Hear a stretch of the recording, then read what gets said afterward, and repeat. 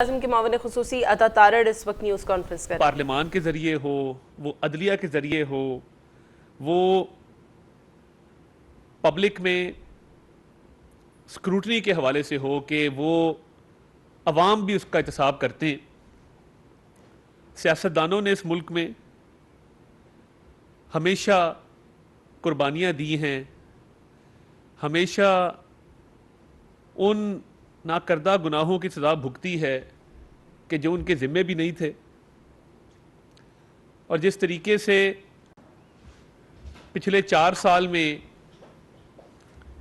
انتقامی سیاست اپنے عروج پہ تھی اور وچ ہنٹنگ کیمپین چلائی گئی، اور جنہوں نے چلائی آج وہ احتساب کے عمل سے بچنے کے لیے کوشاں ہیں، مگر ایک طبقہ جس کی آئینی ذمہ داری انصاف کی فراہمی ہے، جس نے ملک میں انصاف فراہم کرنا ہے، اس کا احتساب آج تک نہ کوئی حکومت کر سکی، نہ کوئی ادارہ کر سکا، اور عدلیہ میں بیٹھی کالی بھیڑیں آج بھی انصاف کی راہ میں رکاوٹ ہیں، انصاف کی راہ میں حائل ہیں۔ جب انصاف کرنے والا ادارہ ہی ناانصافیوں کا مرکز بن جائے گا تو پھر عوام انصاف لینے کے لیے کس کے پاس جائیں گے؟ آئین کے آرٹیکل 209 کے تحت یہ بات بالکل طے ہے کہ سٹنگ ججز اور ریٹائرڈ ججز کے خلاف جو بھی کارروائی ہوگی وہ سپریم جوڈیشل کونسل کے تحت ہوگی، اور سپریم جوڈیشل کونسل کو بنانے کا مقصد ہی یہ تھا کہ وہ ایک ایسی باڈی ہے، ایک ایسا فورم ہے کہ جو ججز کی بدعنوانی، کرپشن اور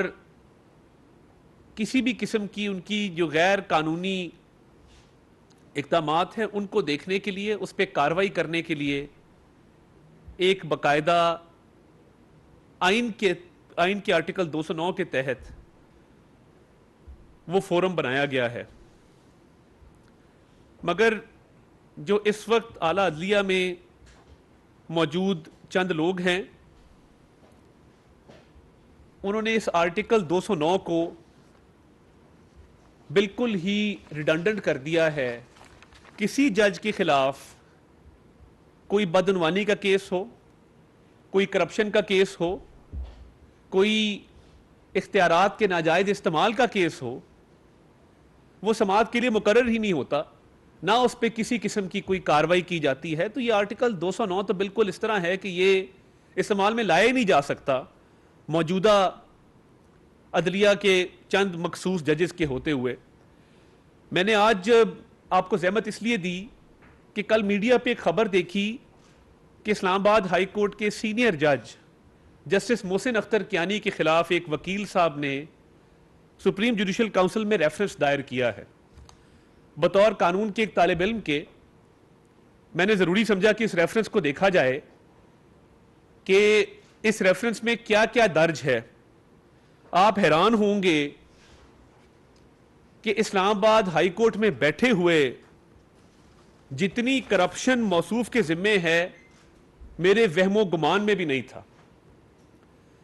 اور جب عدل و انصاف کی راہ میں رکاوٹیں حائل ہوتی ہیں، جب آپ اپنے چند مخصوص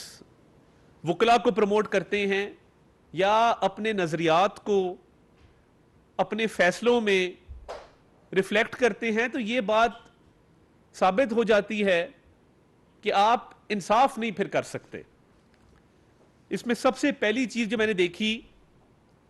وہ بنی گالا میں لیک ویو ہاؤسنگ سوسائٹی ہے، جس میں جسٹس محسن اختر کیانی خود ایک شیئر ہولڈر ہیں، اور یہ ان کی فیملی کی ہاؤسنگ سوسائٹی ہے، جس میں ان کے ایک کزن جو پورا اسلام آباد جانتا ہے، وہ لینڈ گریبنگ کے لیے مشہور ہیں، اور تمام تر ڈیل جو سوسائٹی کی ہوتی ہیں، ابھی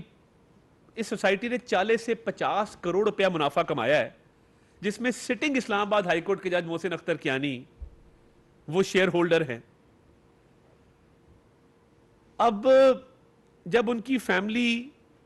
اسلام آباد میں سی ڈی اے کو پریشرائز کرتی ہے اور ڈسٹرکٹ ایڈمنسٹریشن کو پریشرائز کرتی ہے, کسی افسر میں یہ دم نہیں ہوتا کہ وہ ایک سٹنگ اسلام آباد ہائی کورٹ کے جج کے خلاف کھڑا ہو یا اس کو قانون سکھائے کہ سر یہ آپ کی سوسائٹی ہے, یہ ریگولرائز نہیں ہو سکتی, یا یہ آپ کی سوسائٹی ہے, اس کے ذمہ یہ ٹیکسز ہیں. یہ کئی وائلیشن اس میں ہیں اور اس کو ابھی تک ٹیکس ایویژن کے پرپسز کے لیے, ٹیکس کو اوائڈ کرنے کے پرپسز کے لیے رجسٹر بھی نہیں کروایا گیا. اور جو نیکسس ہے وہاں پہ, کیونکہ محسن اختر کیانی صاحب خود بھی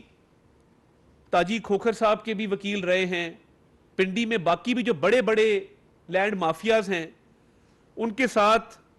ان کا نیکسس رہا ہے. اور یہ لینڈ ریکارڈ ہمارے سامنے ہے سارا کہ یہ 85 کنال 8 مرلہ زمین این او سی کے بغیر بیچی گئی ہے. اب یہ کسی اور شہری کی زمین ہوتی اور وہ بغیر این او سی کے بیچی گئی ہوتی تو سخت سے سخت ایکشن لیا جاتا, جیل میں ڈال دیا جاتا, عدالت میں بلا کے بے عزت کیا جاتا. مگر اس کا جواب کون دے گا کہ محسن اختر کیانی صاحب کی اپنی ملکیت میں جو ہاؤسنگ سوسائٹی ہے جس کی 85 کنال 8 مرلے زمین ایسی ہے جس کا این او سی ہی ایشو نہیں ہوا, وہ ریکارڈ بھی یہاں پہ ساتھ لف ہے اس ریفرنس کے. اور میں حیران ہوں کہ ان کی پوری فیملی, ان کے کزنز کچھ اس میں شامل ہیں جو بغیر قانونی دستاویزات کے اس قبضے والے سارے معاملے میں ملوث ہیں. اور نہ صرف یہ, اگر آپ اثاثہ جات کی بات کریں تو جو ڈکلیئرڈ ان کے فیملی کے ایسٹس ہیں وہ 5.6 کروڑ کے شو کیے گئے ہیں, اور جو اصل اس کی مالیت ہے وہ 1.8 ارب روپے کی ہے. تو میں یہ سمجھنے سے قاصر ہوں کہ آپ احتساب کے کیسز کو بھی سنتے ہیں, احتساب کے کیسز بیٹھتے ہیں اور آپ لوگوں کو ان کی غیر قانونی اقدامات پہ اس کا نوٹس بھی لیتے ہیں, ان کے خلاف کارروائی بھی کرتے ہیں. تو یہ جو ہاؤسنگ سوسائٹی ہے اسلام آباد میں اور یہ جو نیٹ ورتھ آپ کی ہے, جو ایسٹس ہیں, اس کا جواب کس نے دینا ہے اور کس فورم پہ دینا ہے. اور یہ جب سے آپ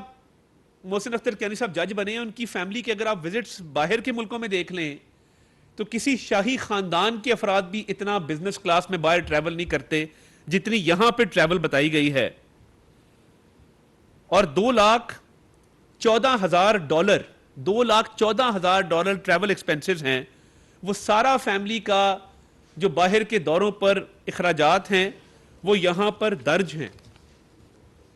اس ریفرنس میں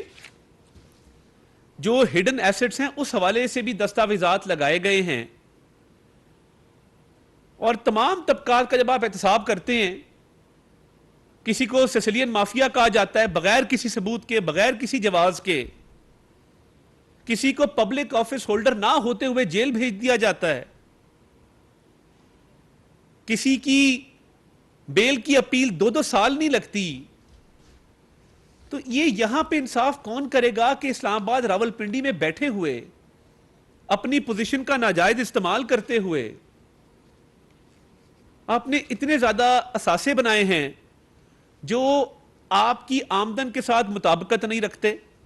اور بطور سٹنگ جج کیا یہ زیب دیتے ہیں کہ آپ کسی ہاؤسنگ سوسائٹی میں پرسنٹیج رکھ کے اس میں مالک بن جائیں اور پھر اس کی رجسٹری نہ کروائیں ٹیکس بچانے کے لیے. اور ماضی میں جتنے بھی لینڈ سے متعلقہ کیسز ہیں اس میں آپ اس کی سماعت خود کریں, دن دہاڑے اپنی ناک کے نیچے اتنی بڑی بے ضابطگیاں, اس کا تصور میں نہیں کر سکتا تھا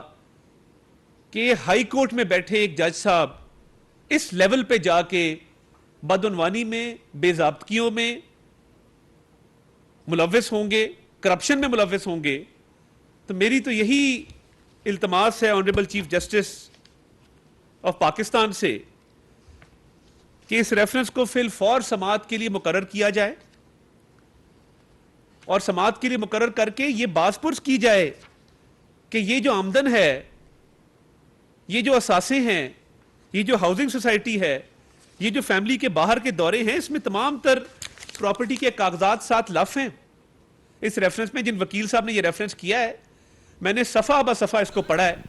इसमें इस्लामाबाद वज़ीर-ए-आज़म के मुआविन ख़ुसूसी अता तारा इस वक्त न्यूज़ कॉन्फ्रेंस कर रहे हैं। उनका कहना था कि अदालत को इख्तियार नहीं कि वो आइन को दोबारा लिखे, मुल्क में एहतसाब का अमल आगे बढ़ाने की ज़रूरत है।